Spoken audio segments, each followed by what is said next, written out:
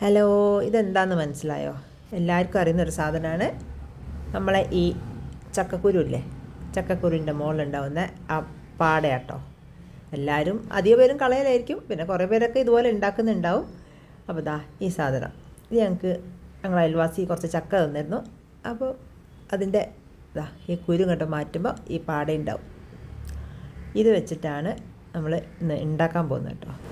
അപ്പോൾ അതിനെന്ത് പേര് വിളിക്കുന്നൊന്നും അറിയില്ല, എന്തായാലും പാട ഫ്രൈന്നോ എന്തെങ്കിലുമൊക്കെ ഇപ്പോൾ പറയാം. അപ്പോൾ ഇതായത് ചെറുതാക്കേണ്ടവർക്ക് ചെറുതാക്കാം, അങ്ങനെ എന്ത് വേണേലും.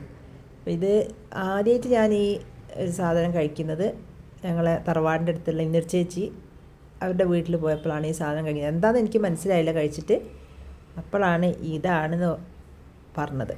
അങ്ങനെ അതിലേക്ക് കുറച്ച് ഉള്ളി, സവോള, ചെറിയുള്ളി വേണ്ടവർക്ക് ചെറിയുള്ളി, വെളുത്തുള്ളി, ഇഞ്ചി, തക്കാളി, പച്ചമുളക്, അങ്ങനെ നമ്മൾ ചിക്കനും ഒക്കെ ഉണ്ടാക്കുമ്പോൾ വയറ്റൂലേ, ചിക്കന്, കടുക്ക, അങ്ങനത്തെ സാധനങ്ങളൊക്കെ എന്തോ നമ്മൾ ഫ്രൈ ആയിട്ട് ഉള്ളിയൊക്കെ ഇട്ട് വയറ്റി ഉണ്ടാക്കുന്ന അതിന് വേണ്ട എല്ലാ സാധനങ്ങളും ഇതിനെടുക്കുക. ഇതിലുള്ള ഇടുന്ന സാധനം മാത്രമേ മാറ്റുള്ളൂ, ചിക്കനും കടുക്കയും അങ്ങനെ അതൊന്നല്ലാന്ന് മാത്രം. സാധനം ഈ ചക്കക്കുരുവിൻ്റെ പാടയാന്ന് മാത്രം. അങ്ങനെ നല്ലപോലെ വഴറ്റിയെടുക്കുക. പിന്നെ ഇതിലിടുന്ന നമുക്ക് പിന്നെ പല വീട്ടിലും പല തരത്തിലേക്കുള്ള ഈ ഉള്ളിയൊക്കെ വഴറ്റി ഇടുന്നത്, അതിനൊന്നും കുഴപ്പമില്ല. എങ്ങനെ വേണം അവനവൻ്റെ ഇഷ്ടത്തിനുള്ള അങ്ങനത്തെ എല്ലാ ടേസ്റ്റിലും അതൊക്കെ ആക്കിയെടുക്കാം. അതിലേക്ക് ഇടുന്ന കഷ്ണം മാത്രം ചിക്കനും മട്ടനും അങ്ങനത്തെ കഷ്ണങ്ങളൊന്നുമല്ല, നമ്മളെ ഈ ചക്കക്കുരുവിൻ്റെ പാടയാന്ന് മാത്രം. ഒരു പ്രാവശ്യമെങ്കിലും ഒന്ന് ഉണ്ടാക്കി നോക്കി, ആരും ഒഴിവാക്കുമല്ലോ. അത് ഞങ്ങൾ ആദ്യമായിട്ട് മറ്റേ ആ കൊറോണ കാലത്തുണ്ടല്ലോ, അന്നേരമായിരുന്നു ഇത് ഫസ്റ്റ് ഉണ്ടാക്കി കേട്ടോ. പിന്നെ ഇപ്പോൾ കുറേ ആയിട്ട് ഉണ്ടാക്കലില്ല. ഇന്നലെ അങ്ങനെ ചക്ക ഉണ്ടാക്കുമ്പോൾ അമ്മ പറഞ്ഞ് നിങ്ങൾക്കിപ്പോൾ ഈ പാടയൊന്നും വേണ്ടേ എന്നൊക്കെ ചോദിച്ചാൽ അന്നേരം പെട്ടെന്ന് എന്നാൽ പിന്നെ ഒന്ന് ഉണ്ടാക്കിയേക്കാന്ന് ചോദിച്ചാൽ അങ്ങനെയാണ്. നോക്കുമ്പോൾ നല്ല പാടേ, എല്ലാത്തിനൊന്നും നമുക്കിങ്ങനെ കറക്റ്റ് നല്ല ഇതിൽ കിട്ടൂല. അങ്ങനെ ഞങ്ങൾ പാടയൊക്കെ അന്നേരം വേഗം ചക്കക്കുരുമെന്നെല്ലാം എടുത്ത് അതിനെ നമുക്ക് ചെറുതാക്കി മുറിച്ച് എടുക്കണമെങ്കിൽ ചെറുതാക്കി മുറിക്കാം.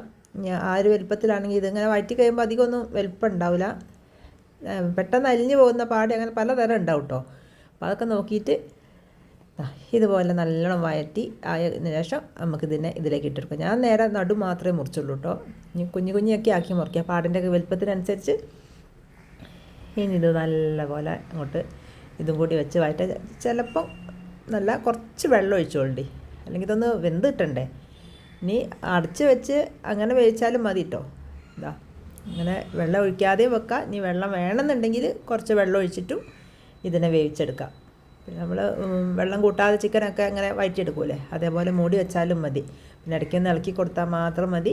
അപ്പോൾ ഇത് വെന്ത് കഴിയുമ്പം ഇതിങ്ങനെ നല്ലൊരു മണമൊക്കെ വരുന്നുണ്ട് കേട്ടോ. പിന്നെ ഇതിലിടാൻ കരിവേപ്പിലയും മല്ലിച്ചപ്പൊന്നും ഇപ്പോൾ ഇവിടെ ഇല്ല. പിന്നെ ഇതിൻ്റെയൊക്കെ എരിവൊക്കെ നമുക്ക് ആവശ്യത്തിനുള്ളതുപോലെ. അപ്പോൾ എന്തായാലും ഇത് ഉണ്ടാക്കിയിട്ടൊരു അഭിപ്രായം പറയാം. Okay, by.